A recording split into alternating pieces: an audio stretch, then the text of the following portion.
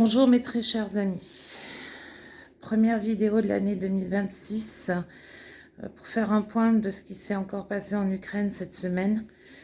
Malheureusement, toujours le même refrain, à savoir des bombardements des Russes, notamment pendant les fêtes de fin d'année, privant de nombreux Ukrainiens d'électricité, avec de nombreuses frappes toujours sur Kherson, Odessa, Kiev, Soumy, Tchernivtsi, ainsi que sur Kharkiv. Kharkiv qui a été meurtri un peu plus hier avec donc 2 missiles balistiques qui ont été tirés par les troupes russes en plein cœur de cette ville meurtrie, avec de nombreux blessés et morts, dont des enfants. Par ailleurs, il semblerait qu'il y ait un changement politique quand même assez important aux États-Unis, j'allais dire, mais j'y viendrai après, en Ukraine, à savoir la nomination de Kirill Boudanov au cabinet du président de la République, Zelensky, ce qui est très bien, à mon sens, pour l'Ukraine, pour une simple et bonne raison, c'est déjà que cet homme, ça a été un homme de terrain, l'ancien général du corps du contre-espionnage et du renseignement ukrainien. Donc ça, c'est une très bonne chose.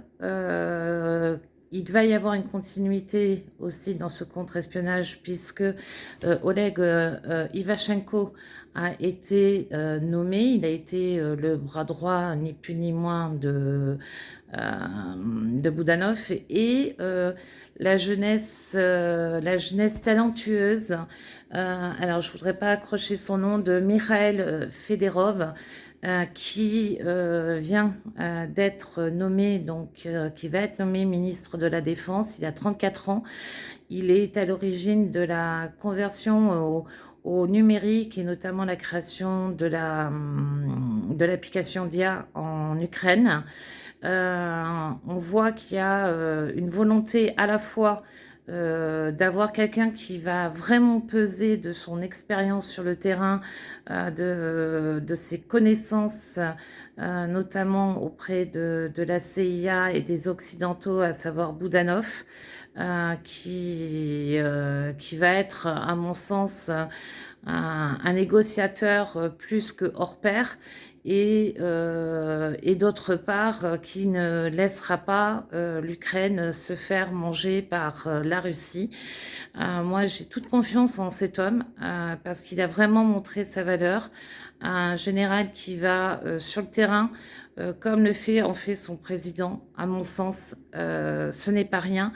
Et c'est un signal fort aussi pour la Russie. Nous ne laisserons pas faire.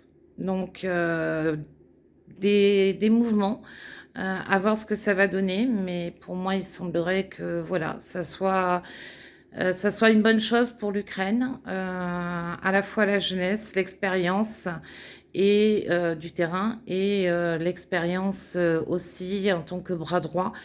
Autant de valeureuses personnes qui sont nommées à des postes stratégiques pour pouvoir négocier et pouvoir gagner la paix en Ukraine. Cette paix en Ukraine, à mon sens, va être plus compliquée à obtenir qu'on ne puisse l'imaginer, car Trump a fait du Trump. Je fais une incartade sur le Venezuela et vous allez comprendre pourquoi. Donc, oui, Trump a décidé cette nuit d'attaquer le Venezuela, de s'emparer de son président, Nicolas Maduro. Non pas que j'en sois déçue, que Maduro soit défait. En revanche, voilà, c'est une ingérence flagrante encore des États-Unis sur le continent sud-américain. Et bon, nous savons que Maduro avait des accointances avec Poutine. Donc, quelle est la stratégie de Trump? En a-t-il? Bon, déjà, nous savons très bien que son souhait est de récupérer le pétrole vénézuélien. Cependant, à aujourd'hui, il ne peut pas se targuer auprès de Poutine qu'il n'amène pas la guerre lui aussi. Ils ont le même fonctionnement. C'est invraisemblable d'avoir ce type d'homme à la tête de deux puissances de l'après-guerre. Parce que bon, la Russie est puissante sans être puissante, hein. Elle est quand même en train de tenter de récupérer l'Ukraine depuis 2014, c'est son de dire depuis 2022, mais depuis 2014. Elle avance, elle grignote du terrain, puis elle se fait elle aussi grignoter sur le terrain qu'elle a conquis. Donc on voit bien qu'on est dans une guerre d'usure, d'où l'importance également de Boudanov. Boudanov, rappelons-nous, qui n'a pas hésité à se rendre avec ses troupes à Pokrovsk. Donc on verra ce que ça va donner. Est-ce qu'il faut être optimiste? J'aimerais l'être. J'aimerais l'être, mais je pense malheureusement que la paix n'est pas encore pour aujourd'hui ni pour demain. Je crains que nous vivions encore une année complète de paix, pas de paix, pardon, c'est ce que je voudrais, donc lapsus révélateur, une année complète de guerre en Ukraine. Il faut que nous continuions à soutenir l'Ukraine et moi j'ai beaucoup de mal avec ce que vient de faire Trump, de croire qu'il mettra en œuvre le fameux article 5 à la façon OTAN avec des garanties de sécurité plus pour l'Ukraine.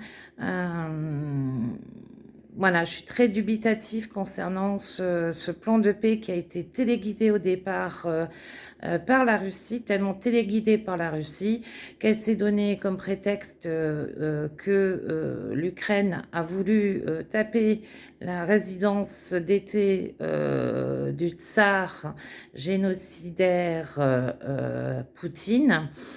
Or, eh bien, ça va être compliqué pour Trump de rétropédaler puisque la CIA et l'IWSJ, qui est donc un institut militaire, prouve qu'il n'y a pas eu d'attaque sur la maison, la datcha du génocidaire du Kremlin. Ce qui prouve qu'il continue à manipuler Trump et à tout faire pour manipuler les horlogers Trump. Voilà, beaucoup de questions, mais il faut y croire et continuer à soutenir les Ukrainiens. Les Européens, il est temps là d'aller plus vite sur ce qui va être mis en œuvre. 15 000 soldats... c'est peanuts face à Poutine pour force de réassurance. Il en faudrait minimum le double, voire le triple. Et nous verrons ce que donnera 2026. Je veux y croire. Je veux enfin croire à la paix dans le monde, car ce n'est plus possible de vivre dans un monde où autant de violence s'exprime et où pour certaines personnes, il n'y a que la violence qu'ils comprennent. Et j'espère sincèrement que les Ukrainiens retrouveront l'indépendance totale de leur pays aux frontières de 91 comme ils le désirent.